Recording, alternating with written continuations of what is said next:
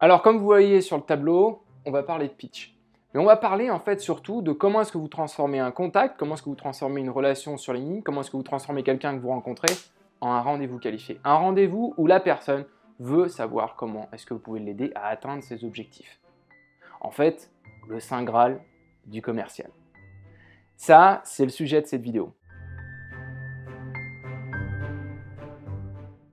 Bonjour, je suis Benoît Sossereau et je suis consultant en stratégie et mon job en fait c'est de générer entre 10 à 20 rendez-vous avec des patrons de PME ETI pour le compte de mes clients sans qu'il n'y ait rien à faire de leur côté. Alors, venons au sujet de cette vidéo, le pitch ou comment est-ce que vous transformez un contact en un rendez-vous qualifié. Et l'idée de cette vidéo, c'est pas de vous raconter encore une énième vidéo que vous avez peut-être déjà vue je sais pas combien de fois à propos du pitch, mais vous dire comment est-ce que vous faites pour que la personne, quand elle entend votre pitch, eh bien ça lui remue les tripes.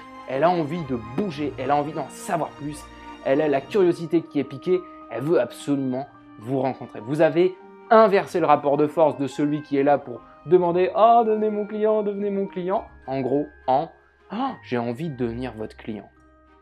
Ça, c'est ce qu'on va voir dans cette vidéo. Alors, la perspective que je voudrais vous amener sur le pitch, l'éclairage que je voudrais vous amener, c'est ce qui va éviter que, par exemple, quand vous allez, je me souviens d'une matinée BNI où il y avait, je sais plus, 200 ou 300 personnes et où typiquement il y avait des sessions comme ça, je sais plus, de 5-10 minutes, où on devait pitcher et s'échanger les cartes de visite et on devait échanger le plus possible de cartes de visite avec d'autres participants. Et ce que moi j'avais trouvé complètement absurde, en fait, c'est que la personne vous expliquait rapidement ce qu'elle faisait, elle donnait sa carte, vous faisiez la même chose et en fait, quand vous étiez en train de présenter votre activité, l'autre personne en face n'en avait strictement rien à faire de ce que vous racontiez. Et ça, c'est ce qui arrive la plupart du temps, c'est-à-dire que vous présentez ce que vous faites, soit la personne ne comprend pas, en tout cas, ce qui est sûr, c'est qu'il ne se passera rien derrière. Et ça, c'est extrêmement dommage parce qu'en fait, quand vous avez la personne en face ou quand vous avez un contact, quand vous avez une relation, si vous n'arrivez pas à faire passer cette personne eh bien, de suspect, etc. à prospect avec un rendez-vous qualifié à la clé, eh bien, en gros, en termes de prospection, vous n'allez pas aller très très loin. Donc voilà, ça c'est vraiment l'élément principal et ce que je vais vous donner ici, c'est les bases, les fondamentaux que nous on utilise pour créer les pitchs pour nos clients et faire en sorte qu'ils décrochent un maximum de rendez-vous avec LinkedIn en utilisant ça. Pendant énormément de temps, j'étais assez contre cette idée de pitch, c'est-à-dire notamment liée aussi aux diverses expériences comme ça dans des réseaux d'affaires et tout, parce qu'en fait c'est typiquement quelque chose sur lequel quand vous présentez votre activité, donc ce qui est généralement entendu sur le pitch, eh bien en fait la personne en face en a vraiment rien à faire, parce qu'elle en a rien à faire de ce que vous faites, elle est seulement focalisée sur elle-même. En marketing on appelle ça le what's in it for me, en gros qu'est-ce qu'il y a pour moi dans ce que vous êtes en train de me raconter. Et tant que vous ne répondez pas à cette question, tant que vous ne répondez pas à cette question pourquoi, eh bien il ne se passe rien en face pour la personne. Et l'éclairage que je vais vous amener, c'est vraiment d'avoir un pitch qui remue les tripes, qui fait en sorte que la personne, ça crée un appel d'air et qu'elle a envie en fait d'en savoir plus sur ce que vous faites. Waouh, je ne l'avais pas vu comme ça, est-ce que vous pouvez m'en dire plus? Et ça, c'est vraiment ce que je vais vous montrer dans cette vidéo. Alors, pour bien comprendre en fait ce qui se passe, la mécanique et ce qu'on va mettre en œuvre en matière de persuasion pour être capable d'accrocher littéralement le contact et de le transformer en rendez-vous, eh bien pour pouvoir faire ça efficacement, il faut comprendre une notion fondamentale, c'est que les résultats ou la situation de votre prospect aujourd'hui, en fait, c'est le fruit, c'est, on va dire, la représentation de ses croyances actuelles. Alors là, ça va vous paraître hyper bizarre. En fait, dans cette idée-là, qu'est-ce qu'il y a? Ce qui fait qu'on arrive quelque part, qu'on obtient certains types de résultats, qu'on est dans tel type de situation, c'est qu'on a pris des décisions et qu'on a pris des actions. Et ces décisions et ces actions, elles ont été prises en accordance avec ce que l'on pense juste ou avec nos idées, etc. Donc en fait, avec nos croyances. Et dans l'idée du pitch qu'on va faire, c'est que on va changer ses croyances, on va faire ce qu'on appelle un changement de perspective, d'accord? De perspective, pour une raison simple, de perspective, c'est que c'est ça qui va vraiment remuer les tripes de la personne, parce qu'elle va se rendre compte instantanément, en très très peu de temps, waouh, je l'avais pas vu comme ça.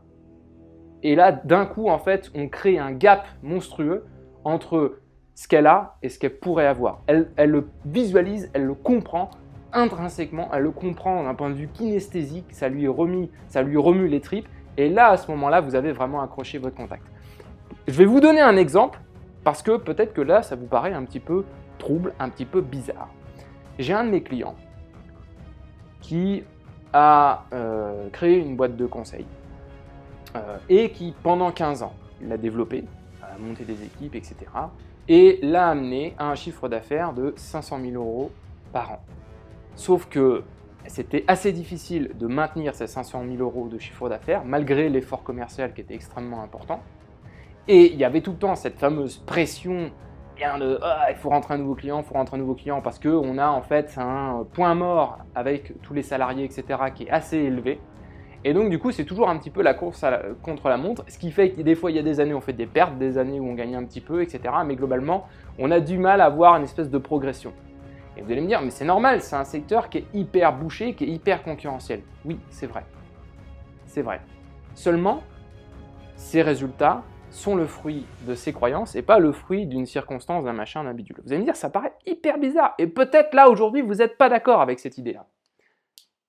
Mais je me souviens une fois, j'ai épluché en fait les comptes d'une société de conseil qui, elle, est passée de 0 à 300 millions, d'accord, à 300 millions d'euros de chiffre d'affaires en croissance organique, d'accord, en 11 ans.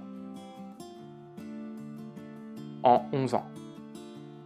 Donc, ça n'a strictement rien à voir avec le marché, etc., etc. Ça n'a strictement rien à voir. C'est possible de faire 0 à 300 millions en 10 ans à peu près, ou c'est possible aussi de faire 0 à 500 en 15 ans et d'arriver péniblement en fait à renouveler ces 500 tous les ans. Les deux sont possibles. Tout ça, c'est le fruit des croyances. Et c'est pour ça en fait que le changement de perspective, c'est-à-dire le fait que vous alliez casser une croyance que votre prospect a, va lui faire instantanément réaliser « Waouh, mais je manque un truc, en fait, je ne m'étais pas aperçu que j'étais complètement à côté de mes pompes. J'avais jamais vu les choses comme ça, et là, j'ai envie d'en savoir plus parce que je me rends compte qu'il y avait un truc que j'ignorais totalement. » La différence entre les deux exemples que je vous ai donnés, c'est que eux, ici, ils ont visé tout de suite des gros contrats. Ils ont tout de suite visé des grosses entreprises. Parce que quand on est dans un espèce de bouillon avec des petites boîtes, eh bien c'est compliqué en fait d'arriver à avoir une très forte croissance et c'est compliqué en fait d'atteindre des niveaux de chiffre d'affaires comme ça en aussi peu de temps. Et pour ça en fait c'est vraiment important à comprendre et c'est pour ça que nous le focus qu'on a toujours avec nos clients, c'est de les amener sur des clients beaucoup plus lucratifs que ce qu'ils font aujourd'hui. Ou alors d'augmenter significativement le nombre de clients lucratifs qu'ils ont déjà aujourd'hui. Parce que c'est le meilleur moyen d'avoir une très rapide croissance. Et pour être capable d'accrocher des gens de manière extrêmement efficace à ces niveaux-là, eh bien, il faut un pitch qui soit extrêmement performant. C'est pour ça en fait qu'on accorde autant d'importance à ce pitch, au travail qu'on va faire dans le cadre de nos clients. Et même si aujourd'hui vous dites « ouais mais j'ai déjà un pitch, un machin, un bidule », est-ce que votre pitch change la perspective de votre prospect? Est-ce que quand vous donnez votre pitch, quand vous racontez votre pitch, le type se dit « waouh, mais c'est super ce truc en fait !» Parce que s'il n'y a pas cet effet-là, eh bien clairement, vous ne changez pas suffisamment la perspective de votre client. Vous ne l'amenez pas à réécrire son logiciel, à faire une mise à jour entre guillemets, pour se dire mais en fait il faut vraiment que je fasse quelque chose, il faut vraiment que je change quelque chose par rapport à la manière dont je fais les choses aujourd'hui. Et ça, Si vous mettez ça dans votre pitch, et bien là, vous serez extrêmement redoutable pour être capable d'avoir une très forte croissance et être capable de générer un maximum de rendez-vous.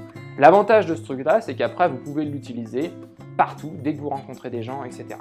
Et l'effet complètement inattendu d'un pitch extrêmement performant, vous savez ce que c'est? C'est qu'en fait, les gens qui vont entendre votre pitch, même s'ils ne sont pas la cible, vous avez amené votre message avec une telle clarté que cette personne, si elle rencontre quelqu'un qui est dans votre cible, elle va instantanément le savoir et elle va instantanément parler de vous. Et donc, vous aurez de la recommandation de personnes qui ont peut-être même pas acheté vos produits ou services. Là, c'est extrêmement puissant. Parce que souvent, en fait, si on a de la recommandation uniquement de clients et qu'on a un certain nombre de clients, en fait, on est relativement plafonné.